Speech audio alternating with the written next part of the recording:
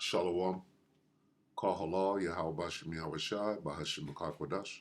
Double honors to the elder apostles and elder bishops of GMS, even the elders that came before them, that taught us his truth. Shalom and salutations, all the brothers that are pushing the word of truth and in sincerity, the hopeful elect tabernacle of David.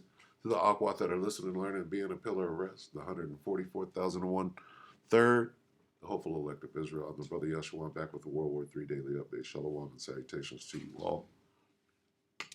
We're going to get started right here in Jeremiah 49 and 20 with the Edomites.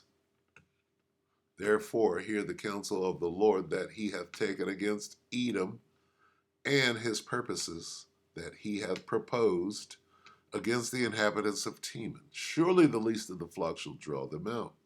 Surely he shall make their habitations desolate with them. The least of the flock is Amalek, and what is he doing? Well, right now they're launching an attack on Iran. We're going to let old Nate, the Canadian prepper, tell you all about it. 10 hours ago. Alert Israeli. Israel's 100 planes attack Iran. Only the beginning. China conducts doomsday nuclear EMP test. Let's look at this real close. This guy is the Canadian general. No, he's a Canadian prepper. Why is the prepper? Why do we have to go to a prepper site to get geopolitical and military news? Anyway, take it away, Nate. What's going on? Breaking news, your World War III Day X update. 24 hours ago, I told you that they were getting ready to plan something big. And the reason for this suspicion was that it was so quiet on the Middle Eastern front, you could hear a pin drop, and lo and behold, 12 hours after that, shit starts to unfold. Now, for those of you who know what's happened and who are already up to speed on things, I will just say this before I get into the details for everybody else. I don't think this is the end of it. This clearly was a reconnaissance by fire probing operation to get familiar and to get some data on Iranian air defense for the big one.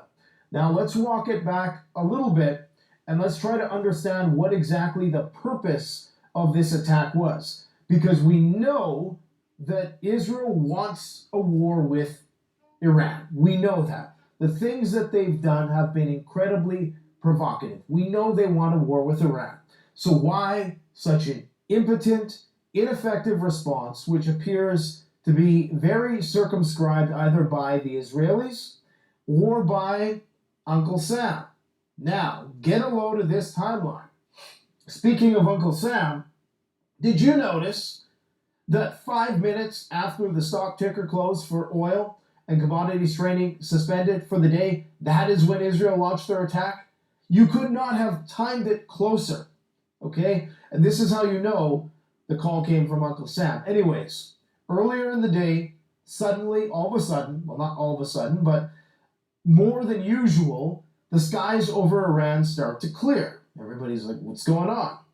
Well, it turns out 10 KC-135 refueling aircraft with F-16 fighter jets in tow from the United States started heading towards the Middle East, okay? And if you don't know anything that's happened in the last 2 hours, just know that this is the biggest ever attack by Israel against Iran in history. So they claim 100 fighter jets, okay? Now, right around this time that these planes are heading there, the United States calls up Saudi Arabia and says, hey, don't worry, if Iran does some sort of counterattack against you or starts attacking everybody in the region, we're going to defend you. We got your back, okay? And so that's when people are starting to ask questions. Is this actually it? Or is this just going to be a big nothing burger? Well, lo and behold, oil trading stops and 100 aircraft take to the skies, flying over Jordanian airspace into Iran, although we don't know if the planes actually crossed into Iran or to what degree they crossed over into Iran, including F-35 fighter jets, of course, the most wanted fighter of all time. And so this is probably one of the most piss-poor F-35 commercials that we've ever seen because there was zero optical result. There is no video of explosions, at least not the ones that we're accustomed to when they're shooting fish in a barrel who have no air defense, as is the case in Lebanon. Now, if you're one of these people or these countries who has a contract with Raytheon or Lockheed Martin, whoever it is that makes these planes, you're asking yourself right now, if these planes can't get a result, and I'm not entirely sure they didn't get any results, we'll talk about that in a moment, but there was zero footage, okay? Zero footage of any major explosions. There was one video that kind of showed an explosion way off in the distance, but by and large, the Iranians are saying that they intercepted most things. Now, where did we hear this before? Yeah, we heard this in Israel, but there we had optical confirmation that dozens of these missiles actually hit. So we're not seeing that. So if you're one of these countries who has these contracts and you're seeing that these F-35s can't even inflict major damage on a near peer, not even a peer, okay? Because, yeah, they have some Russian S-400 capabilities. Supposedly, we don't know 100% if that's true. They do have a multi-layered system of air defense, but it's a massive country, so it should be very easy to hit targets with impunity. And if they have as many saboteurs and spies and fifth column agents on the ground as they say they do, and dissidents, there should be a way that they can get some pictures, get some videos. If they can, blow up, what's his name? The guy Haniyeh inside Iran. If they can do something like that with pinpoint precision, are you telling me they can't take a picture? Or they can't get some video footage while it's happening? Come on, man. I think Nate is a bit voyeuristic there. You want to see some blood and guts. All right, so what did we glean? Israel struck very trepidatiously, but they did strike, so I guess that's where we are. The way he described it, it was a probe, so there may be more coming, there may be not. We don't know what these wily coyotes are about to do, but we're going to continue to watch. If you watched the previous video to this update, you'll get my